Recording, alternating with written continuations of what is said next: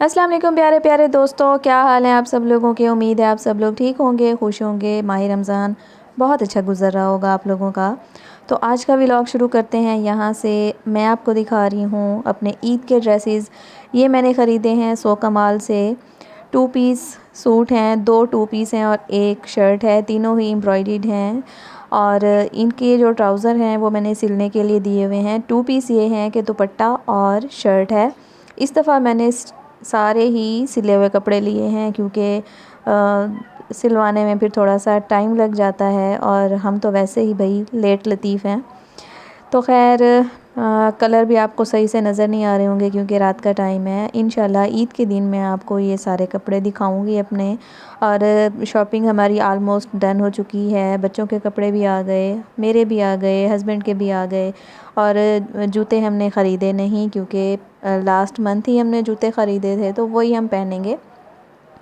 तो यहाँ पे जी मैं जुमा की तैयारी कर रही हूँ। माह रमज़ान है तो थोड़ा सा एहतमाम हो जाए ना जुमा के दिन तो बहुत ही अच्छा लगता है कि आप अच्छे से तैयार हो जाएं, लिपस्टिक लगाएं, परफ्यूम लगाएं और अच्छे से बाल बनाएं तो बहुत ही अच्छा लगता है।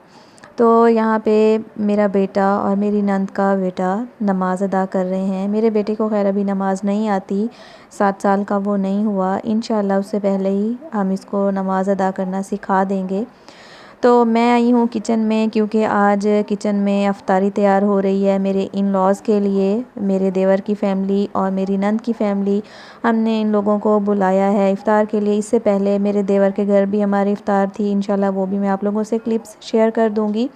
तो इफ़्तारी में जी 3 तरह के शरबत हैं, इमली और आलू बुखारे का शरबत, टैंग है और वही लाल शरबत जिसमें मैं लीमू भी डालूँगी।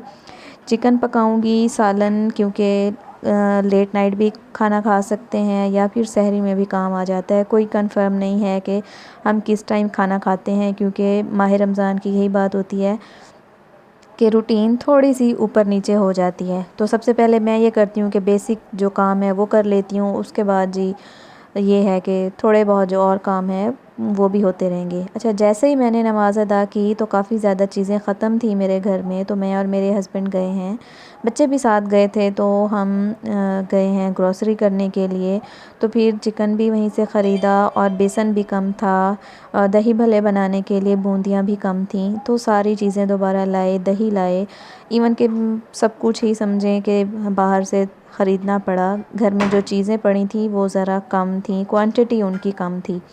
तो मैं जो है आज बनाऊंगी चिकन पकोड़ा और सादा पकोड़े आलू और प्याज वाले। और इसके साथ चिकन का सालन है, भुना हुआ सालन बनाऊंगी और दही भल्ले होंगे। फ्रूट्स में जो हैं तरबूज़ है और उसको क्या बोलते हैं, गरमा बोलते हैं या सरदा बोलते हैं, मेरे ख़्याल में गरमा बोलते हैं। तो वो होता है जो तरबूज़ की शक्ल का होता है मगर उसका टेस्ट तरबूज से खरबूजे से बहुत अच्छा होता है। उसका टेस्ट खरबूजे की तरह थोड़ा सा मिलता जुलता होता है मगर मुझे इसका टेस्ट ज़्यादा अच्छा लगता है। खरबूजा मैं नहीं खाती। तो खैर खरबूजे मेरे घर में आते भी बहुत कम हैं क्योंकि पसंद नहीं किए जाते इतने ज़्यादा।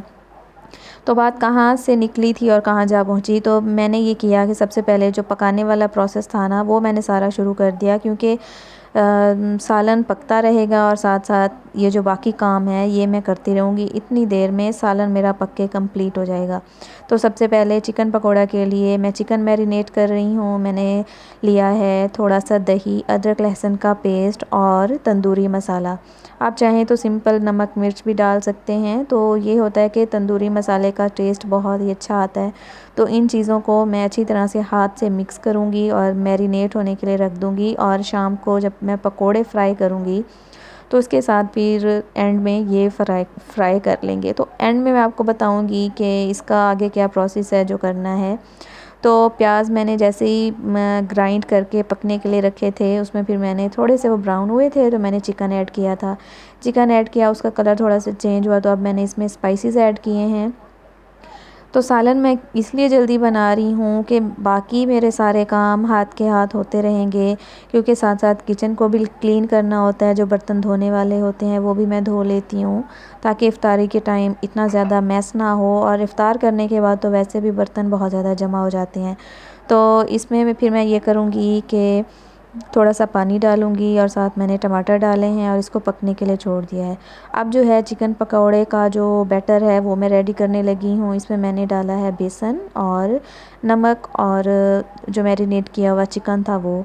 इसमें एक जाएगा प्याज जो कि बारीक कटा हुआ है, जैसे हम ऑमलेट के लिए काटते हैं उसी तरह का प्याज है, वो इसमें मैंने डाला है। ये मस्ट है, आप इसमें ज़्यादा भी डाल सकते हैं, कम भी डाल सकते हैं। स्पाइसेस में जो हैं कुटी हुई लाल मिर्च है, कसूरी मेथी है, नमक है और आप चाहें तो थोड़ी सी हल्दी भी ऐड कर सकते हैं। मैंने क्योंकि तंदूरी मसाला ऐड किया था उसका कलर बहुत अच्छा आता है। अगर आप वो ऐड नहीं कर रहे तो आप इसमें थोड़ी सी हल्दी ऐड कर दें तो बहुत अच्छा कलर आता है।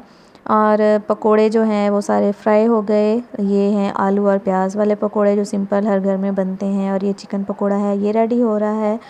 मैं ये चाह रही थी कि टाइम से पहले ही सब कुछ रेडी हो जाए ताकि दस्तरखान भी लग जाए और हम थोड़ी देर नमाज भी सॉरी दुआ भी करें। और जब इफ़्तार के लिए आप बैठते हैं दस्तरखान पे तो वो टाइम बहुत ही मुझे अच्छा लगता है कि सब चीज़ें आपके सामने होती हैं और फिर भी आप अल्लाह की रज़ा के लिए बैठे होते हैं, दुआ कर रहे होते हैं। तो ख़ैर यहाँ पे जी दस्तरख़्वान सारा हमने लगा लिया, जो कि मेरे हस्बैंड ने ही लगाया है। तो चिकन पकोड़ा है, सादा पकोड़े हैं और इसके बाद जी आप देख सकते हैं शरबत है, इमली और आलू बुखारे का शरबत। इस दफ़ा मुझे बहुत ही ज़्यादा मज़े का लगा है। मेरे हस्बैंड ने इसे घर में ही तैयार किया था। शाम को मैं ये करती हूँ कि तुखम मलंगा भिगो के रख देती हूँ और सादा हम इमली और आलू बुखारे का शरबत बना लेते हैं। तो ये तो मेरा मोस्ट फेवरेट हो गया है।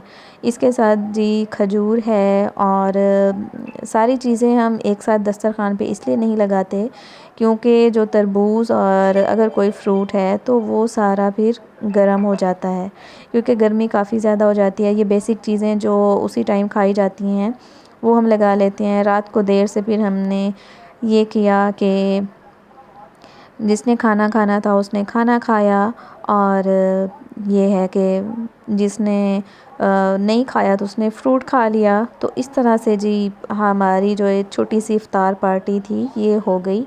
तो दही भल्ले भी आप देख सकते हैं वही सादा तरीके से जिस तरह से हर घर में बनते हैं मैंने वैसे ही बनाए हैं। कम मसाले वाले बनाए हैं क्योंकि अगर किसी को ज़रूरत होगी तो कोई चाट मसाला डाल लेगा।